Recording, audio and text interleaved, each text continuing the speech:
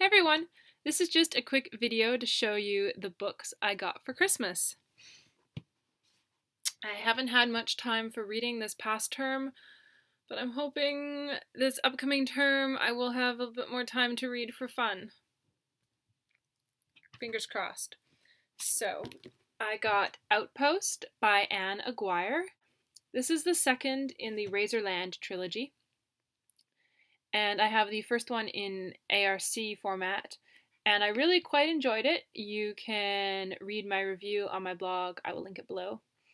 It's been a while since I've read the first one, but I'm looking forward to seeing how Deuces and Fade's adventures continue in this next installment. A Face Like Glass by Frances Harding. This one hasn't gotten a lot of buzz, but it sounds really quite intriguing, and I've seen some positive reviews for it, so I'm definitely looking forward to checking it out. It's a fantasy, and it sounds really quite different from most typical traditional fantasy. This one's set in an underground city, and the people who live there have blank faces, and they have to learn expressions. And there are these famous face smiths that will teach expressions, but at a price. And then this girl called Neverfell discovers this world, and she has no memory, but a face so incredible to those around her that she has to wear a mask at all times. She has a face that basically she can't lie. It shows every expression. And apparently it is a face that some would kill for. So it just sounds like such a fascinating concept and really quite different from anything that I think I've read before. The Husband's Secret by Leanne Moriarty. I really thoroughly enjoyed What Alice Forgot by this author, so I wanted to read another book by her, and this one sounded like I might also enjoy it. It's about this woman who discovers an old envelope in the attic, and it is written by her husband saying to be opened only in the event of my death. But she opens it, and he confesses to a terrible mistake, which, if revealed, would wreck their family as well as the lives of others. So she has to decide if she should keep it quiet or tell people. And yeah, I love the cover of this one too. It's just such pretty colors. The Fairest of Them All by Carolyn Turgeon.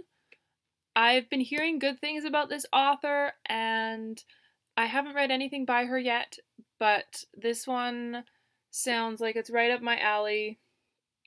I am a big fairy tale fan, and this one is about Rapunzel, but also Snow White. I think it maybe combines several fairy tales, and it looks like it'll be a pretty quick read, so hopefully I will get to it soon. Forgotten by Catherine Mackenzie. Catherine Mackenzie is a Canadian author. I haven't read any of her other stuff, but I really like the premise of this one. It's about this woman who is a lawyer, and then she goes to Africa on what is supposed to be a month-long leave of absence, because it's what her mum, it's like her mum's deathbed wish or something.